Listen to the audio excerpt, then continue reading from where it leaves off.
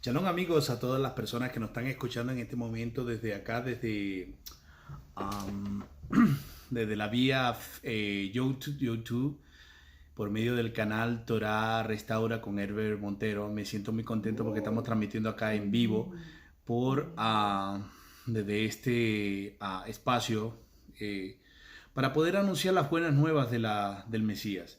En este momento, como tenemos la acostumbrada Parashá, que estamos bastante emocionados porque la semana pasada con la Parashá Vayehi terminamos uno de los libros de la Torá, que es el primer libro conocido como en Occidente como el libro de Génesis, en el cual su verdadero nombre es Bereshit. Entonces estamos contentos, felices, porque bueno, hasá, debemos esforzarnos para seguir creciendo espiritualmente, moralmente, en todos los aspectos en la Torá y en el Mesías, claro está, ¿no? Estamos emocionados porque ahora iniciaremos el libro de Shemot, uno de los libros en lo particular favoritos, porque está lleno de poderosos contenidos salvíficos, mesiánicos y proféticos. Desde este punto de vista es uno de donde se relatan las acciones, intervenciones portentuosas por parte de Akadosh Baruj Hu, por parte del Eterno, para en pro de la liberación del pueblo de Israel de la esclavitud que estaban sometidos en Egipto. Muy felices, contentos para todas las personas que nos están escuchando por medio de esta vía. Recuerden, cualquier tipo de pregunta, pueden enviar su pregunta, su opinión, dejarla ahí en el vídeo. Recuerda darle like y suscribirte al canal para así seguir creciendo en nuestra comunidad de Torah Restaura con Eber Montero. Bueno, en esta parasha tenemos sorprendentes temas, pero antes quisiera iniciar con una pequeña pregunta. Si ustedes se dan cuenta, iniciando la parasha, la lectura del libro de Éxodo, dice Baelé Shemo Israel, y estos son los nombres de los hijos de Israel que descendieron a la tierra de Egipto con Jacob, con nuestro padre Jacob. Pero también dice la cantidad. La Torá en el libro de Génesis de Éxodo capítulo 1, creo que en el verso 5, si no me equivoco, dice que eran 70 almas las que subieron, las que descendieron con Jacob, las que fueron con Jacob hasta Misraim o a Egipto. Pero vale recalcar esta pregunta. ¿Será que la Torá se contradice? ¿Será que encontramos en la escritura versos que chocan y que aparentemente no tienen ningún tipo de sentido, porque en un verso transmite la misma idea, incluso hecho histórico, y en otro verso transmite la misma idea y hecho histórico, pero con diferentes cuentas o con diferentes aparentemente personas? Esto, para algunas personas me han dicho o han comparado ciertos aparentes errores del Brit Hadashah, o mal llamado el Nuevo Testamento, donde se toman de esa mala lectura que le hacen al Nuevo Testamento y entonces aprovechan para negar su veracidad. Pero aquí tenemos un problema, porque en el libro de Éxodo dice que la Torá dice que eran 70 almas, pero al revisar el libro de Hechos capítulo 7, versículo 14, en el famoso discurso de Esteban, el primer mártir de la iglesia, según algunos, dice la escritura que los que descendieron con Jacob a Egipto fueron 75 almas. Igual es una contradicción, igual hay una contradicción increíble cuando sucede con los años de la esclavitud. En Génesis capítulo 15 dice que la esclavitud iba a durar alrededor de 430 años. Pero luego nos encontramos en otro libro de la Torá, que la esclavitud duró 400 años. Y entonces, o eran 400 o eran 430 o 400 y tantos. Entonces, sí nos encontramos contradicciones en la Torá, pero que Baruch Hashem, gracias a la hermenéutica rabínica, tenemos una herramienta o varias herramientas. Una es llamada Torah min Torah, Torah desde la misma Torah, es decir, que le preguntamos a la Escritura por qué está sucediendo estas situaciones y necesitamos aplicar otras herramientas, específicamente de Rabí Ismael y Rabí Eliezer, que en este caso sería el Harizá, que es el collar, que nos ayudará a expandir el mensaje y de esta forma poder entender el mensaje a plenitud de lo que la Torah nos dice. Voy a dejar esta pregunta de la contradicción, a ver, que me dejen sus opiniones, sus amigos de Facebook, de Instagram, de YouTube, para que puedan compartir y ver qué piensan de esa contradicción. ¿Por qué el libro de Éxodo dice que eran 70 almas y el libro de Hechos dicen que eran 75 almas? Por favor, no digan que como es el Nuevo Testamento está equivocado. Ahí vamos a hacer una sana lectura sobre eso, porque les recuerdo que Esteban saca ese dato de la cantidad de personas de la tradición judía. ¿Ok? Entonces es muy importante recalcar a lo que estaba sucediendo ahí y por favor sean un poco más intuitivo, investigativo y analítico al momento de revisar esta pregunta y obvio está el momento de responderla. Baruch Hashem, muy bien. Entonces en esta paracha tenemos temas sorprendentes, entre los cuales tenemos el pueblo de Israel crece rápido y los egipcios por temor los oprimen. Recuerden que había un nuevo rey, se levantó un nuevo faraón, dijo los israelíes están creciendo más que nosotros. Y bueno, hay que oprimirlos porque pueden ser que se unan con los otros pueblos enemigos nuestros y nos destruyan. Entonces, aparte, para esto el faraón planifica un genocidio. Primero un genocidio silencioso y un proceso de asimilación del pueblo de Israel. El proceso de genocidio era que al momento del nacimiento, si las parteras, las cuales las dos grandes líderes eran Sifra y Púa, si al momento la orden que ella tenían que dar a todas las demás parteras era que que tuviera varón fuera pasado por filo de cuchilla y fuera muerto. Y las hembras iban a quedar vivas. Claro, el propósito de esto era que las hembras alrededor de 20 años, al ver que tenían que casar, si no habían hombres, se iban a casar con hombres egipcios. Y de esta forma, en un proceso generacional, una transición generacional, los hijos de Israel iban a desaparecer porque los hijos que iban a tener eran de egipcios, de varones egipcios, y por tanto la parte predominante de la cultura era el hombre. Y iban a someter a la mujer a la cultura egipcia. Pero Baruch Hashem, que las mujeres hebreas, las mujeres de fe, siempre han sacado la cara por el pueblo. No es en poco que el rabino Hirsch dice que es por las mujeres justas de Israel que el Eterno enviará al Mesías. Y así sucedió con Miriam, que envió al Mashiach por medio de Miriam y ha hecho grandes acciones por medio de las mujeres de Israel. Nosotros los hombres estamos echados a perder, definitivamente. Entonces, Baruch Hashem por estas dos mujeres, Sifra y Púa, que hicieron esto. Y luego, al ver Faraón o Paró que estas mujeres no cumplieron la orden y se seguían multiplicando, y dice la Torá, y fortaleciendo, entonces Paró envió a exterminar por la fuerza, estilo holocausto, a todo varón judío nacido menor de 2 años. Hemos pasado varios holocaustos, varios exterminios. Es ejemplo el exterminio que vivimos con Hitler, que exterminó sobre todo a la mayoría sefardí, y aparte tenemos el exterminio que sufrimos a manos de la Inquisición católica, que no tenía nada de santa en lo personal. Y bueno, bíblicamente Paró exterminó muchos, luego vino Herodes y exterminó otros. Entonces, pero sobre esto solo obtenemos una verdad, y esa verdad es Am Israel Hay, el pueblo de Israel vive.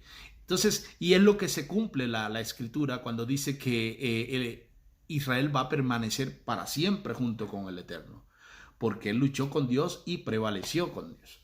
Entonces, Baruch Hashem, sobre esto vino la esclavitud, luego vino el nacimiento de Moshe Rabbeinu, y luego Moshe asesina un egipcio. Prácticamente todos estos temas los conseguimos en la primera Aliyá, básicamente en las sinagogas tradicionales y las sinagogas mesiánicas que tienen un servicio de Torah. Se leen las 7 Aliyot más el Masil. Entonces, luego Moshe vive en Madián con Yitro y su familia pastoreando ovejas por 40 años. Nótese que Moshe tiene 40 años cuando sale de la tierra de Egipto. Es decir, que cuando él regresa tiene 80 años y más 40 en la travesía del desierto, casi 40. Moshe tiene alrededor de 120 años. Increíble. Entonces el Eterno le ordena ir a Egipto y exigirle a Faraón la liberación de su pueblo, pero Moshe se rehúsa, colocando como excusa que tartamudea, ya que él salió huyendo de esa nación por ser un criminal, por haber matado a un egipcio, y la ley egipcia decía que el que matara a un egipcio, así fuera otro egipcio, la paga era la muerte. Entonces, si seguimos nombrando temas, no nos alcanzaría ni las hojas para nombrarlo todo, porque la Torah es una fuente de vida, es una fuente de inspiración muy grande que ha alimentado generaciones y generaciones y ha guiado el camino y los pasos de miles de creyentes por muchos años.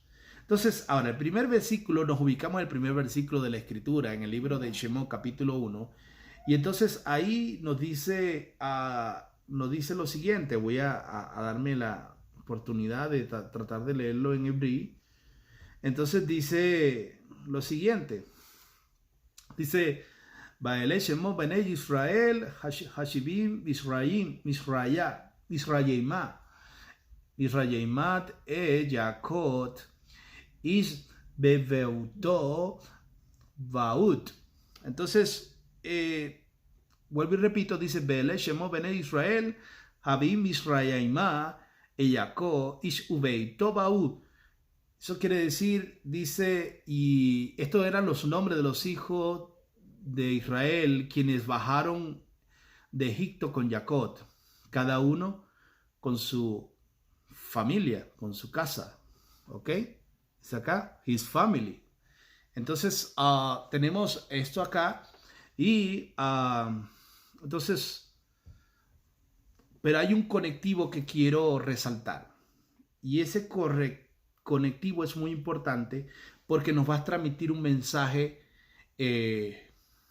impresionante. Para esto cito unas palabras del rabino Hirsch, un rabino de finales del siglo XVIII, y él decía que nada en la Torá es superfluo. Es decir, ni una letra, ni una coma, ni una yod, ni una tilde de la Torá es superflua. Todo está por ahí por inspiración divina. ¿Ok?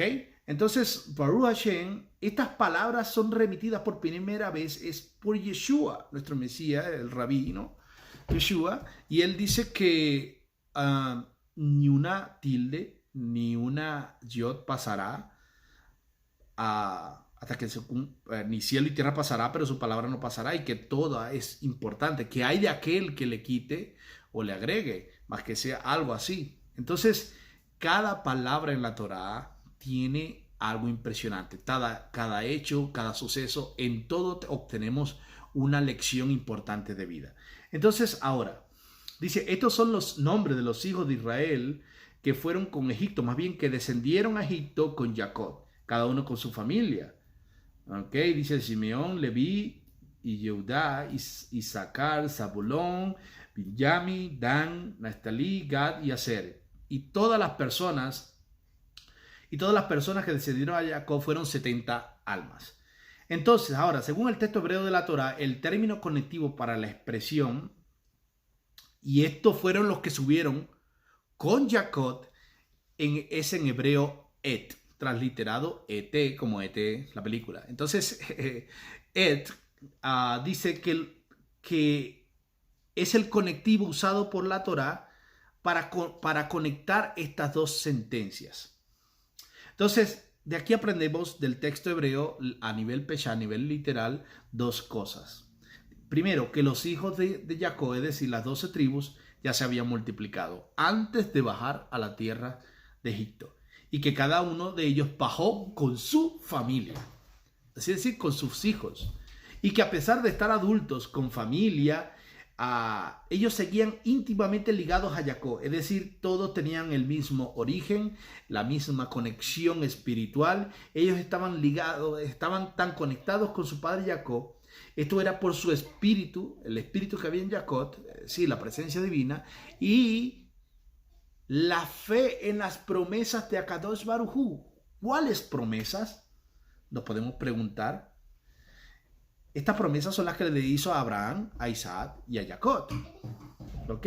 Aparte, si hacemos un pequeño collar, es decir, un harizat, un pequeño collar, esta idea, es decir, un versículo de la Escritura que nos amplíe la idea que estamos estudiando. Que le amplíe la idea que estamos estudiando. Ejemplo, en Génesis 5:22 nos dice la Escritura. Génesis 5:22. Y Enoc caminó con Dios. Ok, ahí encontramos el mismo término, et. Y Enoc caminó con Dios. Además, también, cuando Hashem corta un pacto con Abraham en Génesis capítulo 15, verso 18, encontramos el mismo conectivo. Ahora, de forma negativa o de forma para afirmar algo o para negar algo, también lo encontramos. Ejemplo, en Génesis 17:21, cuando el Eterno le dice a Abraham que el pacto no era con Isaac, no era con Ismael. Ahí está usando la expresión para conectar et. El pacto no es con Ismael, el pacto es con Isaac o Yitzhak. ¿Ok? Entonces tenemos acá de que el Eterno está, o la Torá está colocando el mismo término, es decir, la palabra et. Entonces me refiero a esa profecía. Entendemos el contexto del por qué le siguieron. Y es que fue así prometido y profetizado a Abraham, Isaac y Jacob. Los hijos de Israel seguían a su padre porque ellos entendían de que las promesas dadas por el Eterno a su bisabuelo Abraham, a su abuelo Isaac y a su padre Jacob eran totalmente ciertas. ¿Ok? Ahora, ¿dónde está esa profecía? ¿Dónde fue profetizado? Entonces, en el libro de Génesis, capítulo 15, versos 13 y 14, lo declara. Donde el Eterno le dice, cuando corta un pacto con Abraham Avinu, y le dice, ten por cierto que tu descendencia será peregrina y extranjera en una tierra extraña, y allí serán esclavizados. ¿Ok? Entonces, lea conmigo el verso 13 y 14, lo que acabo de decir muy bien. Y entonces, pero al final dice, a pesar que sean oprimidos 400 años, yo también juzgaré a la nación a la cual servirán, y después saldrán de allí con grandes riquezas. Ellos sabían y entendieron que fue Hashem que les habló a sus antepasados, que no fue el hombre, que no fue un político, que no fue un ser humano o una máquina que le prometió un futuro, sino que fue el mismo Eterno. Es decir, entendieron que fue Hashem que les habló a sus padres y también a su anciano padre Jacob. Y con todos los sucesos acontecidos durante los años, esto incluimos los sucesos que pasaron con Joseph y todo lo que vivieron en torno a Joseph y a la profecía que Dios le había dado a Joseph, que los iba a salvar de la hambruna, y lo hizo virrey de Egipto, como muy bien leímos en las parashot pasadas. Entonces ellos se fortalecieron en la fe, los hijos de Israel, y creyeron en estas promesas. Aparte, notemos que en Génesis 46, de 2 al 5, Hashem le hace dos poderosas promesas a nuestro padre Jacob. Y estas son: la primera, que lo haría una nación grande. La segunda, lo más impresionante es que el mismo Dios, creador de los cielos y de la tierra, descendería a Egipto con Jacob. Por esto entendemos que el que no descendiere con Jacob, no solamente no iba a descender con Jacob, sino que no iba a descender con el Eterno. En pocas palabras, el que no descendiera a Egipto iba a estar fuera de la voluntad de Dios.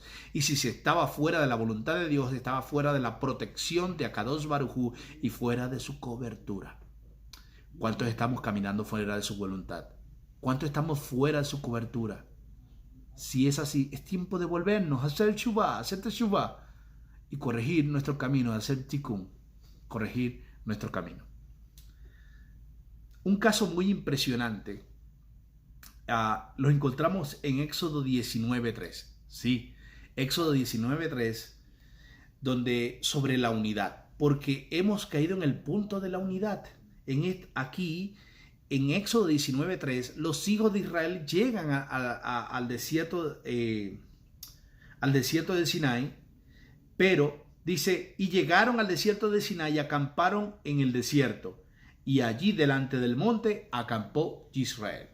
Recuerden el principio que les dije al empezar el comentario, que nada es superfluo en la Torá. Es decir, si una expresión se repite 2 veces, una letra conjuga de otra forma o otras ciertas situaciones que se pueden dar, entonces la Torá nos está transmitiendo un mensaje a nivel literal, a nivel pecha, sin ni siquiera incurrir en otros tipos de investigaciones, sino que simplemente la Torá nos está dando ya un mensaje poderoso.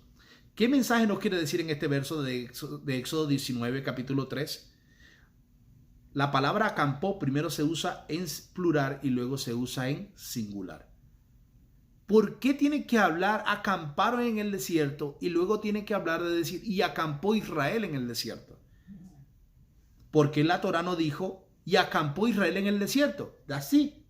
Y eso fuera todo. Pero no, la Torá dice y acamparon en el desierto y luego dice y acampó allí Israel. El libro llamado La Merjita de Rabbi Ismael, considerado como uno de los mejores comentarios al libro de Éxodo, La Merjita de Rabbi Ismael, sobre este verso dice lo siguiente. Dice que cuando la Torá utiliza el término y acamparon, quiere decir que los hijos de Israel llegaron allí en total desacuerdo. Es decir, habían discusiones, habían contienda, no había un mismo sentir. Y cuando habla acampó de Israel, quiere decir que estaban en un mismo espíritu. ¿Pero qué era este mismo espíritu? Más bien era que estaban en un mismo sentir esperando una promesa. ¿Y cuál era la promesa? El cual motivó a que los hijos de Israel estuvieran juntos. Porque miren, no es nada más difícil que juntar a unos judíos. ¿Me entiendes? Donde hay 3 judíos, hay 6 opiniones, mi hermano. Es normal. O sea, nosotros no tenemos un monopolio teológico. No tenemos un monopolio sobre escuelas. Hay muchas escuelas, hay muchas formas de ver la Torá. Y como dice lo mismo Jajamín, la Torá tiene 70 caras. Baruch Hashem, que tenemos la interpretación de Yeshua, que unifica el criterio principal de la Torá con respecto a los conceptos salvíficos, mesiánicos, proféticos que en ella se encuentran. Ok, muy bien. Entonces, luego de hacer esa pequeña pausa, entonces el pueblo de Israel en Egipto, luego de ser liberado, se une. ¿Por qué? Porque había una promesa. ¿Cuál era? Que Dios los constituiría como una nación santa. Pero para eso necesitaban una constitución. Y esa constitución era la Torá. Entonces, bueno, lo mismo encontramos con los talmidín de Yeshua, los shaliachim, los apóstoles. Recuerde que ellos estaban en Hechos capítulo 1, versículo 14, dice lo siguiente.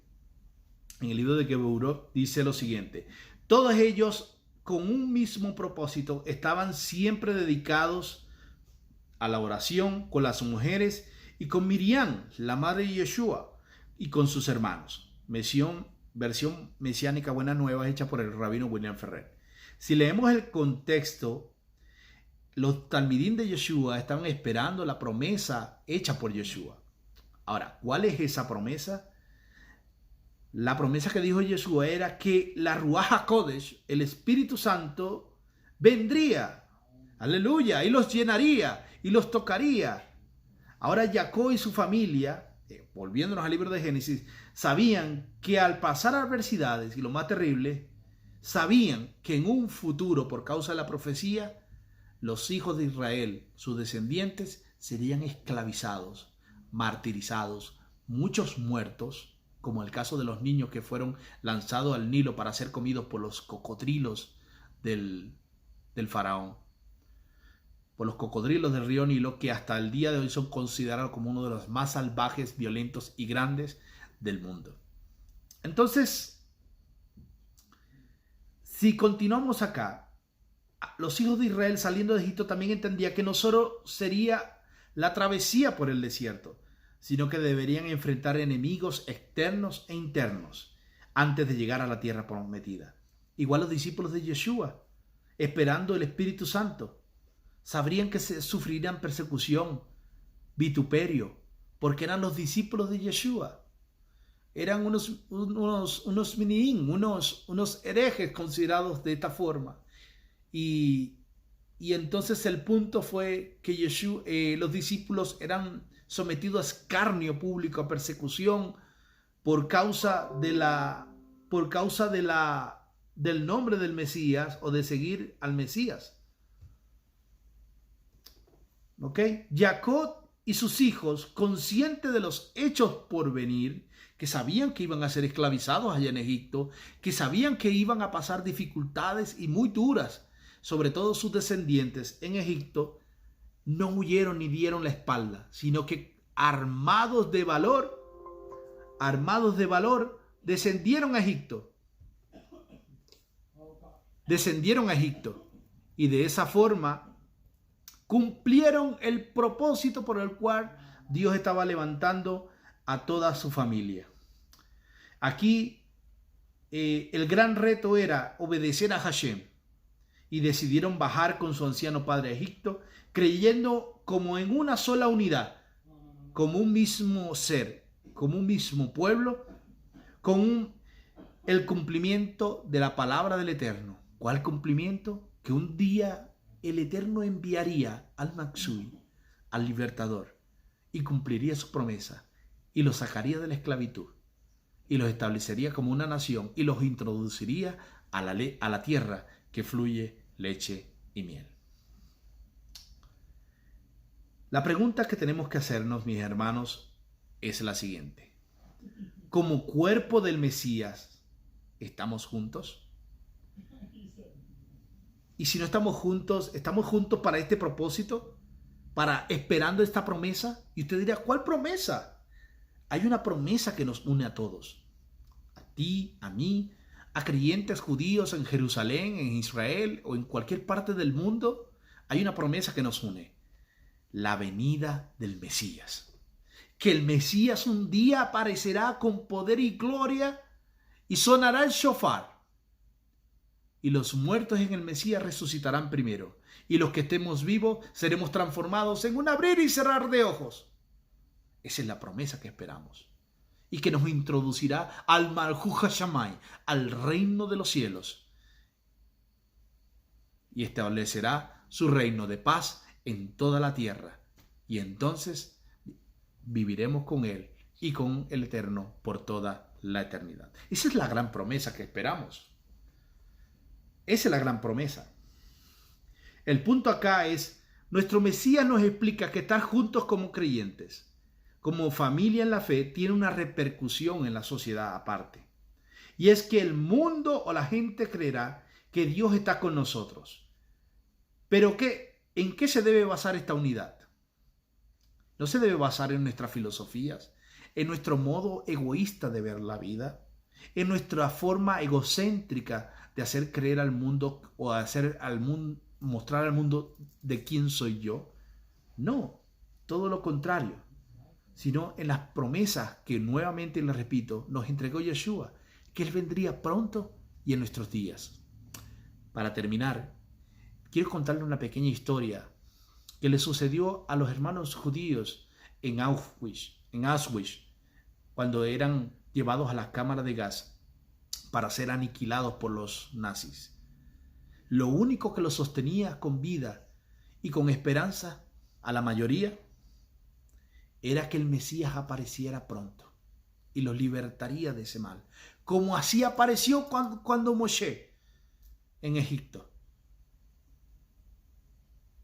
Incluso cuando iban corriendo desnudos, maltratados, vejados, golpeados, asesinados, a las cámaras de gas, ancianos, niños, hombres y personas jóvenes, iban juntos a las cámaras de gas a ser introducidos a aquellos cuartos de mortandad. Ellos creían en el Mesías e iban cantando: Animani, animani, vejemuna shelemo. Eso significa: yo creo en la venida del Mesías. Entonces nosotros, como familia, cuando venga la persecución y aun cuando no esté la persecución, digamos juntos: Mashiach. Queremos que el Mesías vuelva. Lo queremos ahora, lo queremos ya.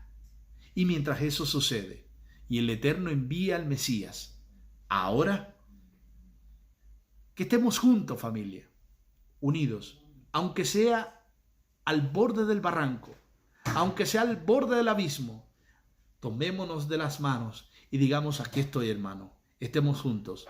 Y si vamos a estar juntos hasta el final, que sea hasta el final. Esperemos la venida del Mesías como una familia, como un cuerpo, y digamos juntos que el Eterno envía al Mesías pronto y en nuestros días, y envíe a toda la casa de Israel pronto y en tiempo cercano. Y digamos amén. Que tengan un bonito Shabbat.